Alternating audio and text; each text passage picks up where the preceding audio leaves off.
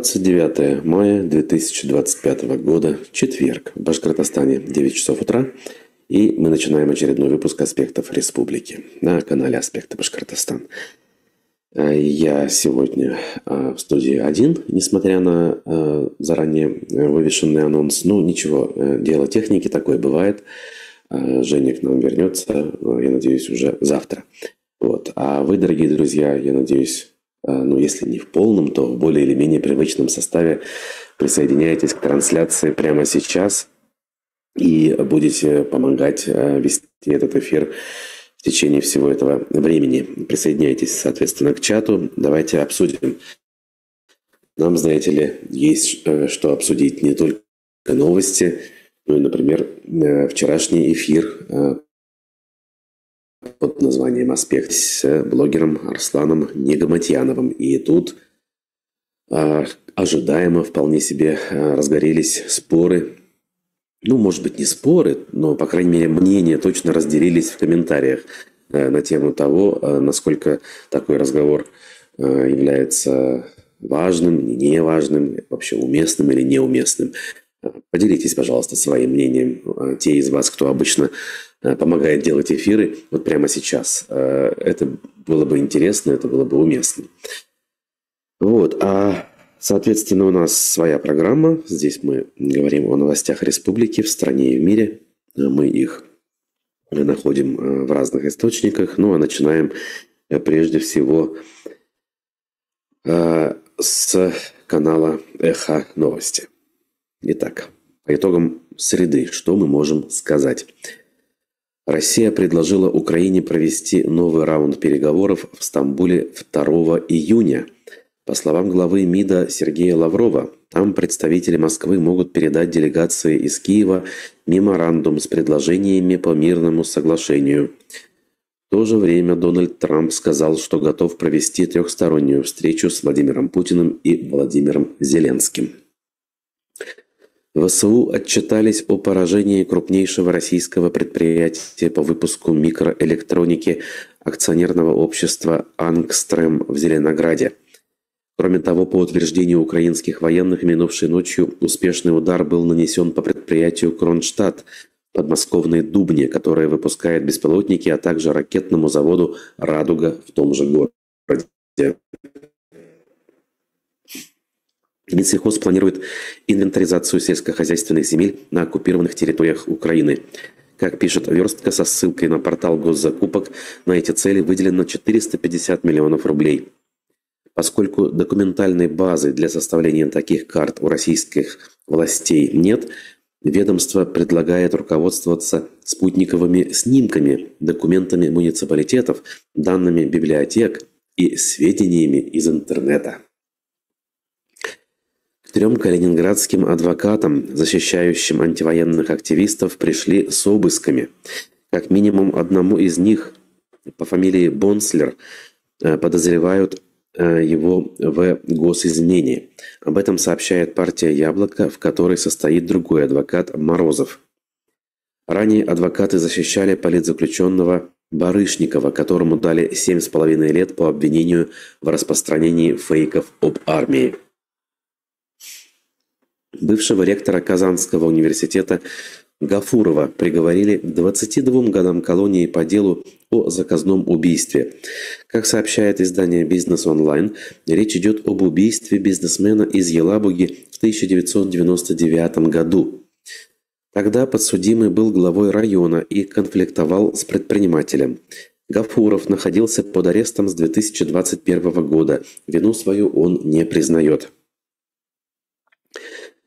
Французского хирурга Скуарнека признали виновным в изнасиловании 299 детей и приговорили к 20 годам тюрьмы.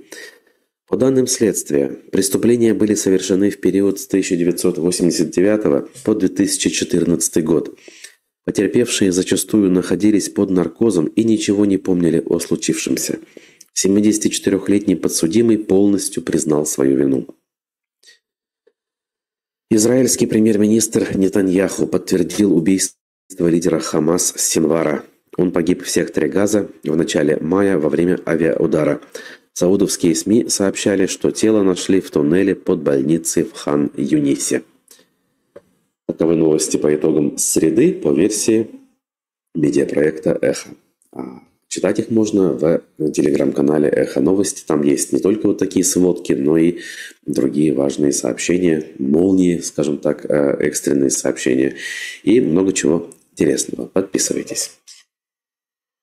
Так, Руслан, Таукита, Стобавовна, Наталья, Юля, здравствуйте. Спасибо, что вы с нами. Ждем остальных, как говорится, пока живости в телеграм-канале не обнаруживаю. И, кстати говоря, вообще вот за минувшие сутки в Ютубе как-то активность сократилась. С чем это связано, дорогие друзья? Хотелось бы, конечно, понять. Это на фоне того, что некоторые ролики наши в ТикТоке и в Инстаграме набирают огромное количество просмотров, и люди подписываются. Мы в этом смысле горячо приветствуем нашу расширяющуюся аудиторию и благодарим людей за доверие. Ну, ядерный электорат, как принято говорить, основная наша аудитория, люди, которые хорошо знают нас, кого знаем хорошо. Мы – это, конечно же, YouTube. Здесь аудитория формируется уже сколько получается? 5 плюс 2 – 7 лет, даже чуть с лишним. И это аудитория, которая с нами давным-давно. Хотя многие из вас присоединяются последний год, может быть, даже в эти дни. И тоже мы всех рады видеть. Более того, мы прекрасно понимаем, что потенциал башкортостанской аудитории для расширения, он еще есть. И он ого-го как велик. И речь идет не только о тех, кто уже проявляет гражданскую какую-то активность и готов к каким-то действиям, пусть не публичным даже, а каким-то таким кулуарным. А наша аудитория, мне кажется, может расширяться в том числе и из относительно лояльных нынешней власти людей. Более того, из людей, встроенных в вертикаль власти.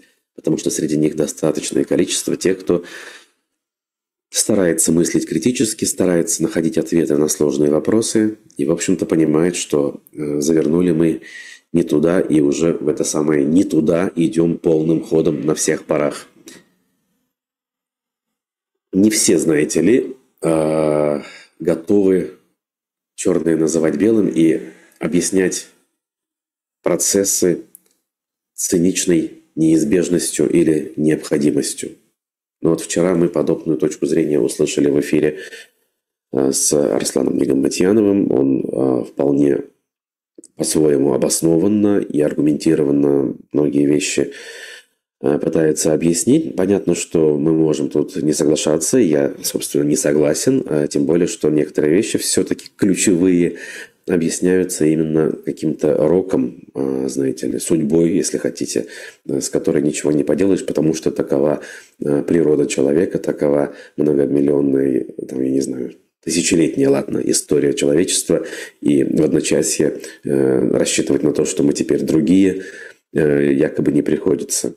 Знаете, я не согласен категорически, понимаю, что история есть, привычки есть, есть устоявшиеся модели, паттерны поведения, если хотите, да, вот, но пройдено и сделано многое для того, чтобы эти вещи преодолевать.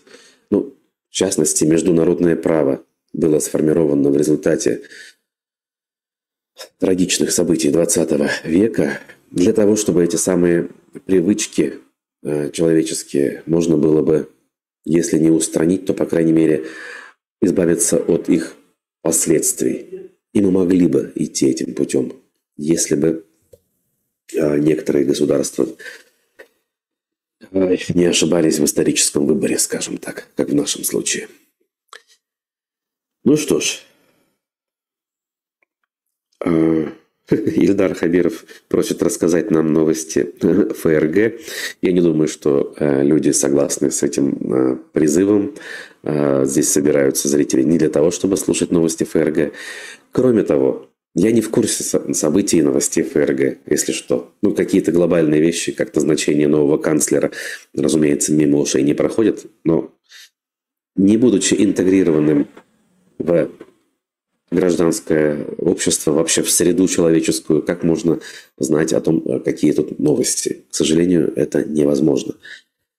Да, в общем-то, и нет пока еще большого на то желания. Как вы видите, я погружен и интегрирован совершенно в другую, в родную для себя информационную повестку. И именно это мы здесь обсуждаем.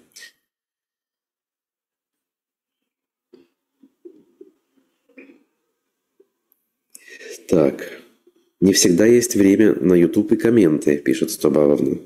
Понимаю. К тому же последние дни началась жара, новолуние и магнитные бури. Я на все это реагирую.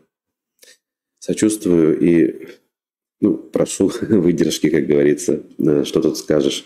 А вообще, да, если пришла летняя погода, возможно, людям становится менее, скажем так, возможно следить за, я не знаю, повесткой, слушать какие-то тяжелые выступления. А все-таки наши эфиры, наверное, больше тяжелые, нежели расслабляющие какие-то. Как-никак не развлекательный контент мы делаем. Итак, Ратмир Мавлиев, уфимский сити-менеджер, отправился в Бразилию, как мы с вами выяснили, и вошел в президиум Ассоциации городов БРИКС. Вот так вот. Значит, всего в этот самый президиум вошли представители 7 стран, а именно мэр Индауры, это город в Индии, вице-мэр Тегерана, вице-президент Китайской народной ассоциации дружбы с зарубежными странами, мэр Шагара из Эфиопии, президент Южноафриканской ассоциации местного самоуправления, а также мэр Марики или Марики из Бразилии. Вот такая вот разношерстная публика собралась, и Мавлиев в этом почетном, знаете ли, ряду. Генеральная ассамблея Ассоциации городов и муниципалитетов стран БРИКС плюс проходит в этой самой Марике или Марике бразильской и должна была завершиться вчера. Мавлиев туда отправился с делегацией России. Мы тут с вами делали выводы о том, как это вообще может происходить, за чей счет праздник. И я предположил, что, возможно, не только уфимская делегация, но и многие другие там оказались не просто так, скажем, а за счет российских налогоплательщиков для того, чтобы демонстрировать отсутствие международной изоляции.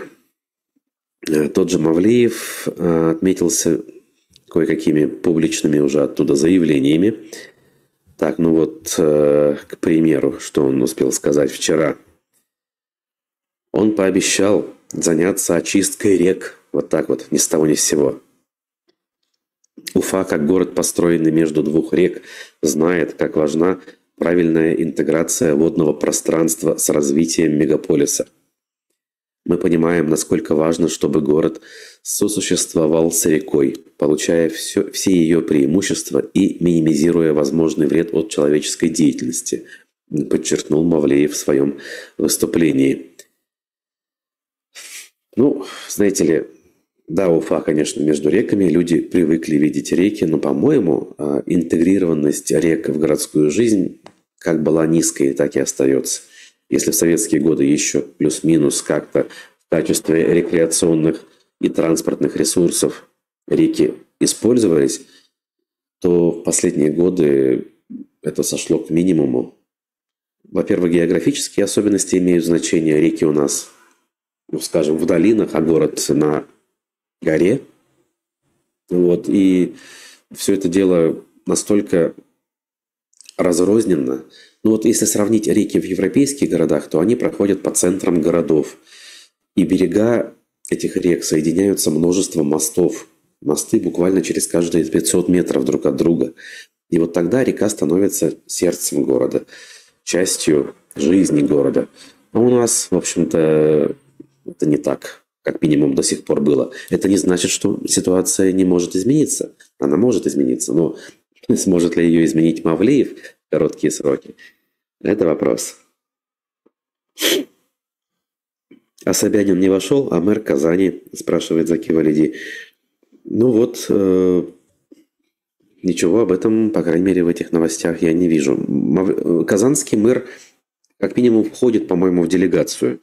Но вот в президиум не вошел. Никто из них не вошел. Именно Мавлиев вошел. Вот так вот. Интересно. Кто его толкает, хотите, наверное, сказать вы. И действительно, это любопытный вопрос.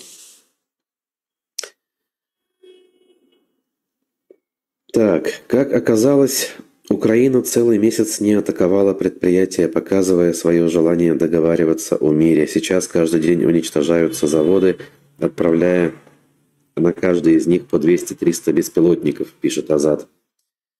Ну вот, да, я прямо не могу сказать, что именно эту информацию уже видел сам, но, по-моему, она выглядит логичной и отражает действительность.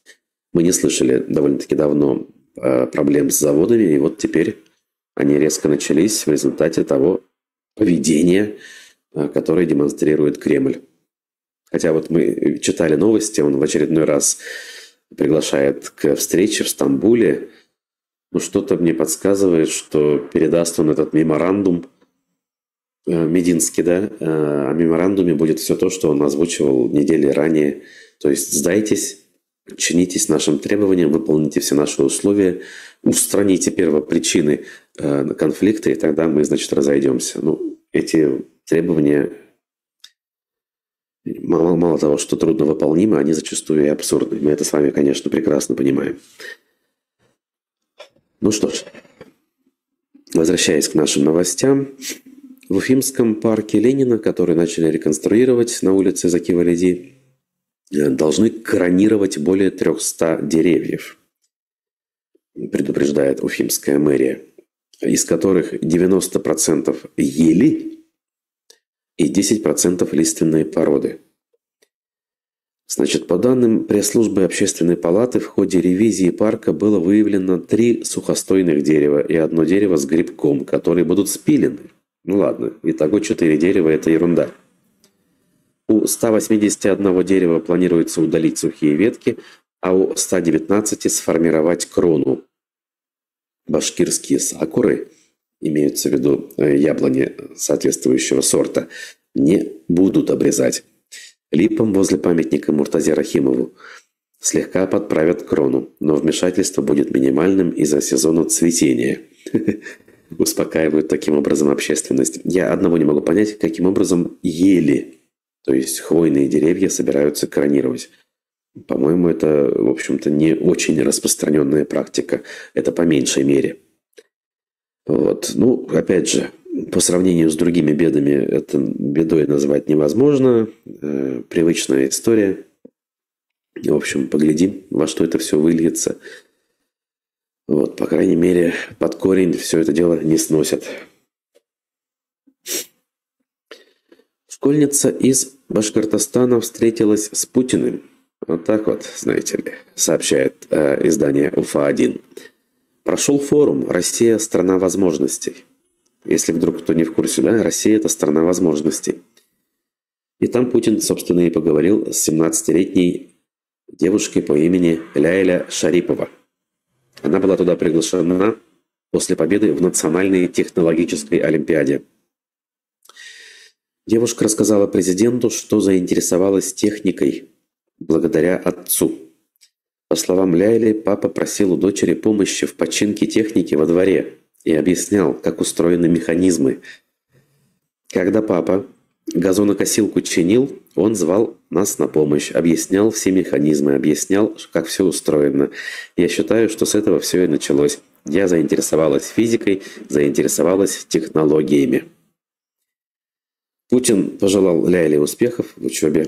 Отметил, что робототехника – одно из приоритетных направлений развития страны. Ну-ну. Напомним, Путин лично был в Уфе в прошлом году. Это напоминает издание УФА-1, но нам это не интересно. Все нам понятно с робототехникой, и нам все ясно с импортозамещением, особенно после его последнего призыва душить иностранные компании, заменять их аналогами. И это заявление он сделал в микрофоны немецкой марки Bosch, на что обратили внимание многие наши коллеги, за что стоит их, конечно же, похвалить. Азат спрашивает, продолжая тему Путина и его политики. Для Путина СВО это его сегодняшний способ легитимности, ну, по-моему, мы с вами это обсуждаем волей-неволей буквально каждый день. И я это говорю и артикулирую в любом случае, даже если не напрямую. Да, конечно же. Давайте просто на секунду представим, что действительно наступил мир, и все. Вот как он будет жить, чем он будет заниматься? Да ему не интересно ничего уже, кроме того, чтобы вершить судьбы мира. Неинтересно, но человек перешел все этапы. Можно совершенно теоретически, ну, опять же, размечтаться, представить себе, что что-то человеческое, адекватное в нем осталось, то он все-таки поймет для себя, что условно миссия выполнена, можно уходить. И объявит об отставке. Да? Преемника посадит. Но это, знаете ли, мечтать не вредно. Поэтому, если смотреть правде в глаза, если понимать, что он решил покинуть пост только ногами вперед, завершив одно СВО, он не сможет не начать новое, в конце концов. Поэтому, да, для него это так и есть. То есть какой-то смысл же должен быть существования, деятельности. Нужно как-то оправдывать обоснованность тех или иных поступков и действий перед окружением, перед элитами. Санкции, которые введены в отношении этих самых элит, они сняты просто от окончания СВО не будут. По крайней мере, основная их часть. Это долгий исторический процесс. Люди будут спрашивать, ну что, ну добились мы. А чего мы добились, кстати? Потому что, опять же, и люди же, и общество поймут, что вот закончилось все, и что, а жить нам от этого лучше стало? Стали мы более великими? Ну да, по телевизору рассказывают, что стали, но как-то это не ощущается по дорогам в наших деревнях, там, городах и селах. И все, и вопросы будут задавать. А пока есть СВО в том или ином виде, вопросы задавать неуместно, как бы, не принято. И, соответственно, можно поливать в уши пропагандистский елей, объясняя, что все впереди, все в том самом прекрасном будущем. Как-то так.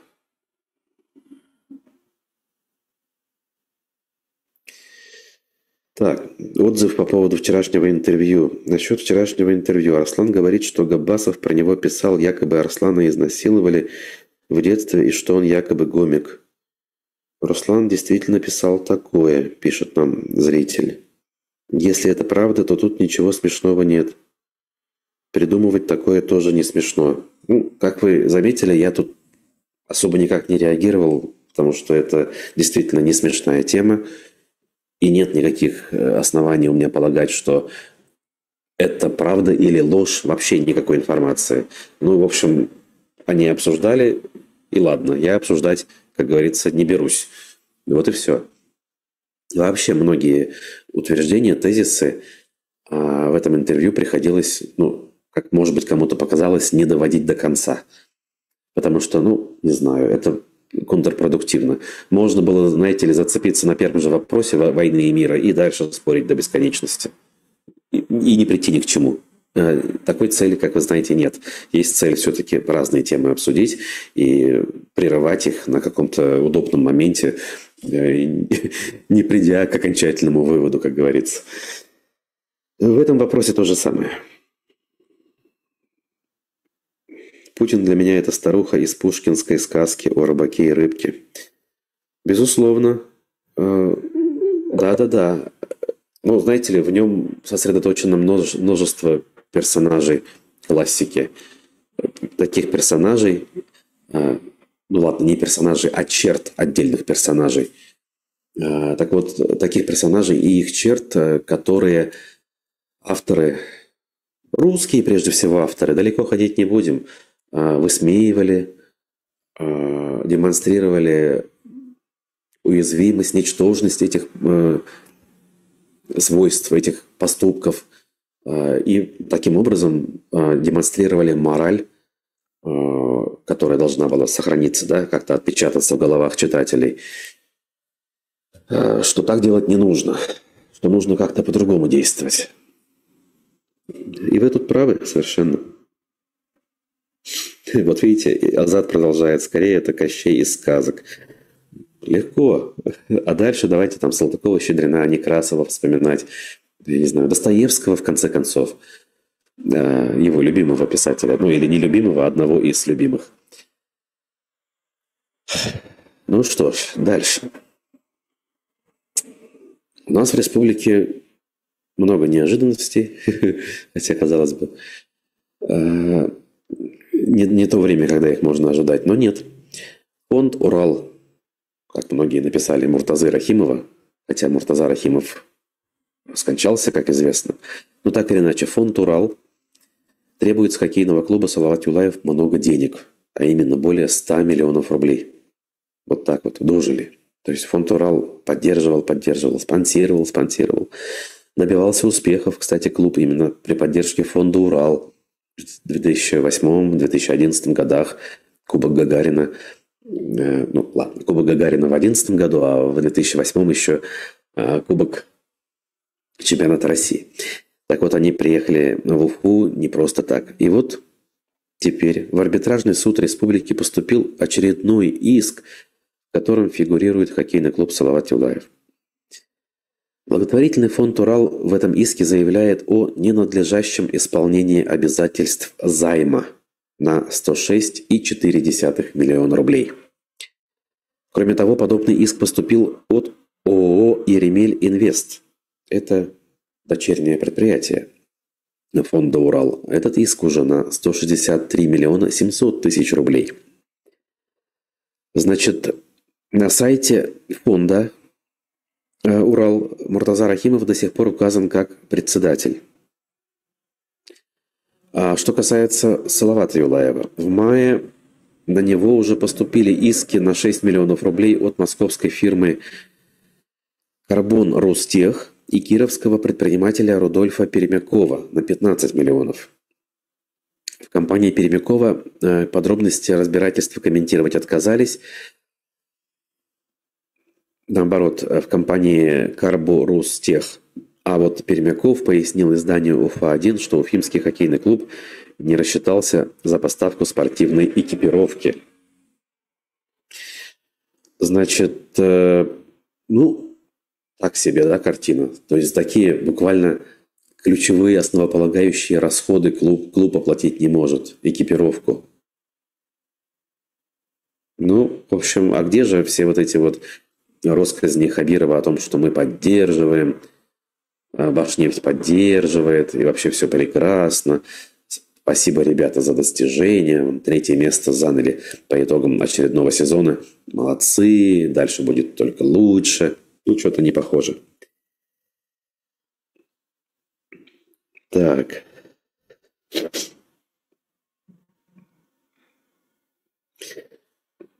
Так, очень любопытно. Недавно читал в Твиттере одного человека, который является карликом. Ну, понятно, да? То есть существуют люди с такой особенностью. И он писал, что не нужно Путина называть карликом. Это оскорбление всех карликов. И не нужно оскорблять карликов. Но он прав, знаете ли. К сожалению, иногда нужно, наверное, более глубоко, скажем так, думать, используя те или иные термины. Ну, вообще, оскорбление по человеческим внешним признакам – это не совсем то, что нужно, даже в адрес ненавистных персонажей. Все-таки давайте как-то стараться быть максимально цивилизованными, насколько это возможно. Ну, называть вещи своими именами, но при этом не опускаться до каких-то грубых оскорблений. Тем более, как мы понимаем, эти оскорбления могут в итоге обидеть совершенно неожиданные категории людей, с другой стороны. Так, тот же медиапроект УФА-1 сообщает, что новый клип башкирской группы «Айола» снимут в Якутии. Вот так вот. Недостаточно стало башкортостанских красот новым звездам российской поп-сцены. Ну ладно, давайте не будем, как говорится, все поливать черной краской. Порадуемся за ребят. Тем более, что об этой новости сообщил глава Дальневосточной Республики Айсен Николаев. Он лично встретился и обсудил с музыкантами эту тему во время их приезда, получается, в Якутск.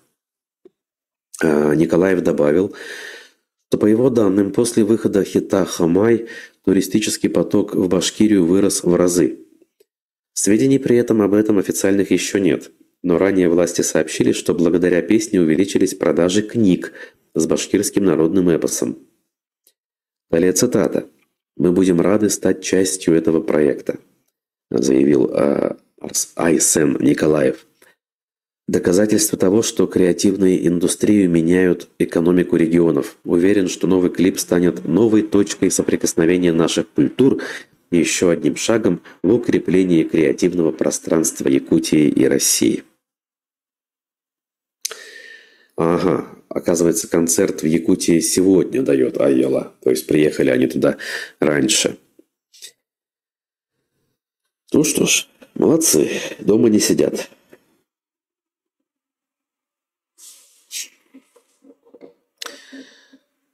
Дальше. Тема Кыргызстау. Ни дня без пропаганды на эту тему. Статья в Башинформе следующая называется «Добывать медь в Башкирии можно без ущерба природе». Поняли? Вот так вот. Значит, планы компании «Салаватское» по геологоразведке месторождения меди в Абзелиловском районе в интервью Башинформу прокомментировал глава Российского экологического общества, председатель Общественного экспертного совета по национальному проекту «Экологическое благополучие» Рашид Исмаилов.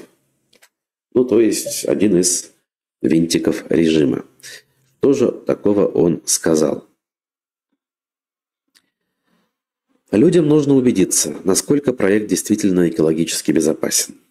Для этого проводится государственная экологическая экспертиза. Если говорить о возможной разработке месторождения меди в Абзелиловском районе, то там речи о строительстве горно-обогатительного комбината пока не идет. Вот так вот. Неизвестно, какие результаты покажет геологоразведка. Сначала нужно подтвердить запасы сырья, потом их поставят на учет. Только после этого будут разрабатывать проект, которому предстоит пройти государственную экологическую экспертизу, причем на федеральном уровне, чтобы Росприроднадзор подтвердил, что проект безопасен. Этот процесс достаточно длительный по времени. Кроме этого, есть целый ряд инструментов контроля, сопровождения, мониторинга. Просто взять и вмешаться в экосистему все равно никто никому не позволит. В любом случае интересы природы будут учтены, пообещал чиновник. Что еще он такого сказал? Значит, как он объясняет гражданскую активность. В свое время, а именно в 2020 году, эту ситуацию определенные силы использовали в политических целях. Поняли, да? То есть жители республики, Зауралья конкретно, оказывается, политические цели преследовали. Какие, интересно. Наверное, за 5 лет эти самые политические цели давно уже достигнуты. Хотелось бы на них посмотреть, пощупать руками. Но, конечно же, пропаганда не удосуживается тем, чтобы, сказав А, сказать Б, а просто продолжает лить свой бред. Читаю. Конечно, конституционные права граждан нужно защищать. Но с теми, кто пытается спекулировать на этом, выводит людей на улицу. Пусть разбираются правоохранительные органы.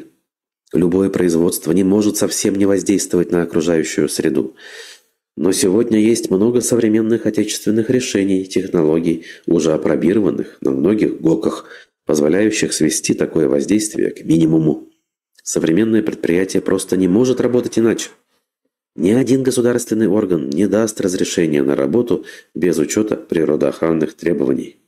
Они у нас достаточно жесткие. Дальше тут приводятся номера законов и так далее, и так далее. В общем, опять виноваты какие-то, знаете ли, враги, которые политические цели преследовали еще в 2020 году. Ну, Арслан вчера объяснил, что это, значит, иностранные спецслужбы руками там Руслана Габасова, иностранного агента, людей на это поднимают. Ну, если быть совсем простым и откровенным, я очень сильно сомневаюсь, что нашлись бы какие-то, знаете ли, наивные глупые местные жители, которые ради каких-то там призывов в Ютубе готовы были бы чем-то рисковать? Разумеется, нет. Люди сами понимают, во что могут вляпаться. Не по своей воле, разумеется. Я в данном случае имею в виду, под словом «вляпаться» это появление карьера горно-обогатительного комбината, разрушение экологии и, в общем, превращение их места жительства в непригодные для жизни пространства. Ну а если говорить в целом о природе республики, то уничтожение природного экологического потенциала замечательной, красивой республики Башкортостан.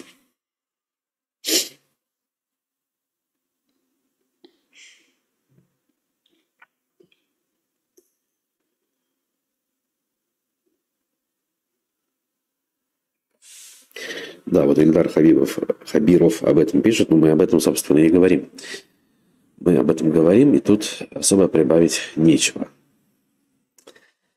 Возвращаясь к столице Башкортостана, о том, как работают, опять же, чиновники. Если вдруг кто-то на секундочку подумал, что теперь все хорошо и замечательно. Из 5000 жалоб на ремонт дорог в Уфе не выполнено и половины. Ну, то есть не отреагировано даже на половину этих самых жалоб. И это сама администрация честно признала. За последние месяцы жители города активно пользовались интерактивной картой ямочного ремонта, оказывается. И всего отправили около 5200 обращений. Из них 1400 уже обработаны. Дефекты устранены с помощью холодного асфальтобетона и щебеночно-битумных смесей, которые разогреваются прямо на месте с помощью рециклеров. Однако 1300 заявок были отклонены из-за несоответствия критериям. Еще 1800 заявок перенаправлены в управляющие компании. Ситуация с дорогами в Уфе остается сложной, несмотря на регулярные отчеты о ремонтах. Например, в этом году администрация зафиксировала 493 дефекта на основных магистралях, из которых 59 требовали срочного ямочного ремонта. Это они все сами признают. Не буду повторяться о том, как лучше ремонтировать и строить дороги. На днях делился впечатлениями о том, как я это наблюдаю на улицах германских городов и сел.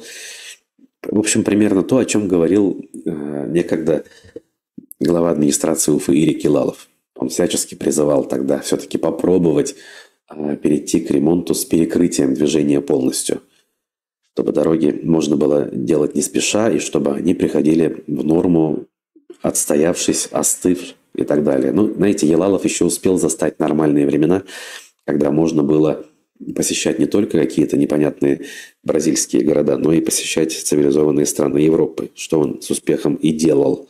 И, видимо, тоже, как говорится, нахватался позитивных впечатлений. Но нет, сейчас будем смотреть на другие практики, другие примеры.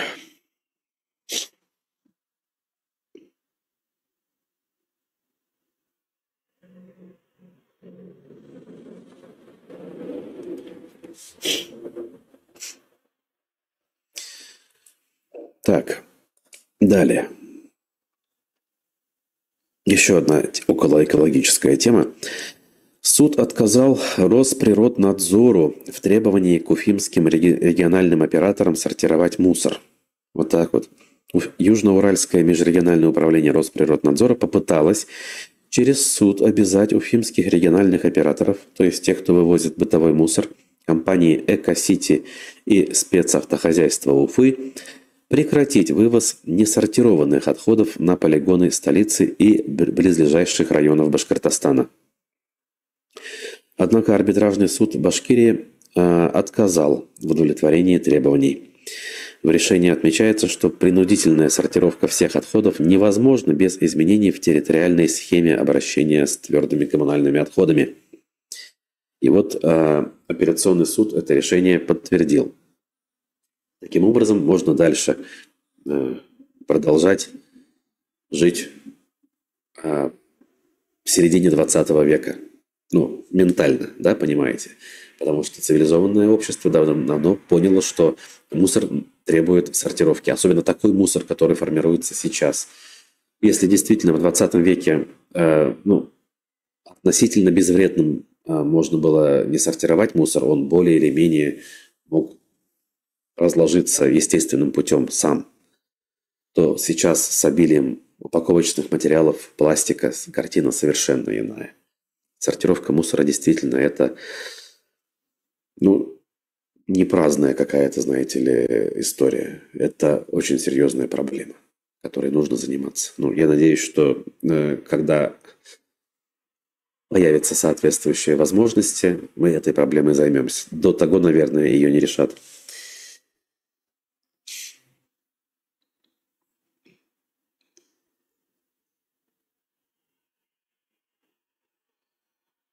Так, тут дискуссия по поводу радужных флагов. Юля новость прочитала о девушке из Башкортостана, которую осудили за пропаганду ЛГБТ. Она выставила эмодзи дисперсии света, луч, отражающий радугу. Судья настолько компетентен, в кавычках, видимо, что не знает законов физики. Я эту историю видел, но, по-моему, там речь не шла про девушку из Башкортостана. Впрочем, какая разница? Это не имеет в данном случае значения. Да. Важнее само решение суда и сама эта история. Так.